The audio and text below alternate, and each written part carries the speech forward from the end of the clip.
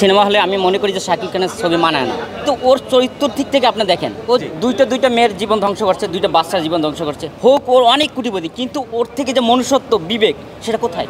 ওকে কীভাবে এক্সপেক্ট করতে পারি, আমরা কীভাবে গ্রহণ করতে পারি? নূতন প্রজন্মকে কী শেখাচ্ছে? ওয়ালটন ফ্রিজ কিনে অনেকের মতো আপনিও হয়ে যেতে পারেন মিলেনিয়াল। সেরা পণ্যের সেরা অফার। ওর থেকে প্রতারণা শিখেছে, তাহলে আমি একটা মেয়েকে প্রতারণা করবো, একটা প্রতারণা করবো, এটা এরকম কি? এটা চলে? ও হ্যাঁ, ওর ভালো, মানে অভিনয় ভালো নিয়ে জগৎ চলে না, জগৎ চলে মনুষ্যত্ব বিবেক, এইটা চাই। দুটো মেয়ের সাথে সে অপু বিশ্বাস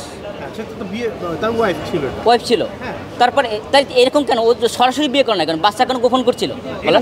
কেন হয় কি জন্য? এটা আমি হয় অন্য, কিন্তু ওর শিখাবে কি? ও কি ফোকাস শিখাচ্ছে আমাদের? সে তো অবৈধ কোনো কাজ করেনি, সে তো তাহলে আমি এখন বিয়ে করে লুকিয়ে রাখবো, 2-3টা লুকিয়ে রাখতে পারবে, তাহলে সমাজ কি হবে? বিয়ে করতেই পারে এটা আপনি ক্লিয়ার করেন আসলে আপনার না।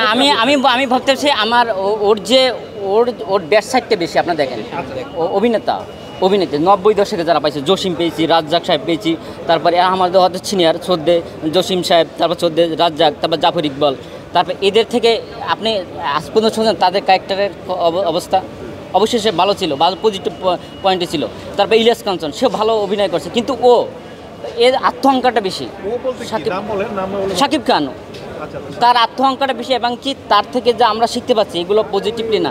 যার পিছনে মানুষ কোটি কোটি টাকা খরচ করে তাকে দিয়ে সিনেমা বানাচ্ছে এবং তার ডেট পাচ্ছে না, তাকে আপনি বলছেন, সরাসরি বলছেন সে খারাপ, তার ক্যারেক্টার খারাপ, তার সব কিছু খারাপ, কিন্তু আপনি একজন ব্যক্তি হিসাবে একজন ব্যক্তির কিভাবে মানে তার খারাপ দিকগুলো আপনি এইভাবে খারাপ দিকে তাহলে তাকে তার পিছনে যারা লগ্নি করছে, আপনার এই কথার জন্য তো তার পিছনের লগ্নিটা তার লস হয়ে যেতে পারে, তাই না? মানে আপনি এটা বুঝতেছেন?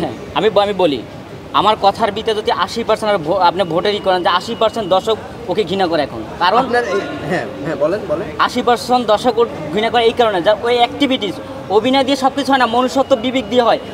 ও পরপর 2টা সংসার ভাঙছে। আপনাকে বলেছে, দায়িত্ব দিয়েছে, শিখেছে কি? এই মিডিয়া মাধ্যমটাই তো সে ভালো মাধ্যম, এটা আমরা ওর থেকে শিখতেছি না। কি শিখেছে?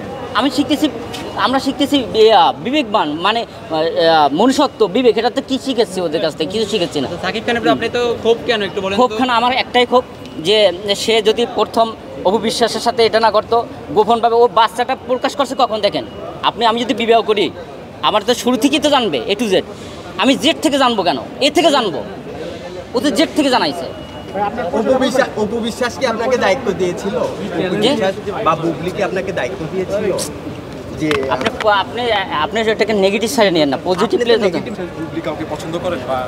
আমি করি না, কিন্তু তাদের কষ্টগুলো লাগে যে দেখা যাচ্ছে তারা হয়তো প্রকাশ করে না, কিন্তু সেও তো একটা মেয়ে, বুবলি সেও একটা মেয়ে, তো দুইটা সংসার থেকে কীভাবে এলো মনে গেল? পার্সোনাল বিষয়, এখন পার্সোনাল তাদের পার্সোনালি থাকবে। যে কথাগুলো আপনি বলছেন এটা তো সিনেমাতে প্রভাব পড়বে, এবং তারা আমরা সিনেমা দেখি, কোটি টাকা তার থেকে আমরা শিখবো। তার কথা বলছেন।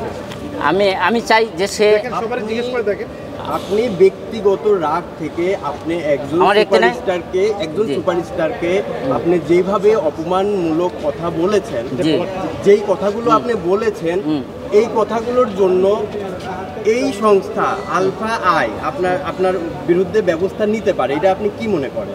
আচ্ছা, নিতে পারে, কিন্তু এটা তো আমার ব্যক্তি অভিমত।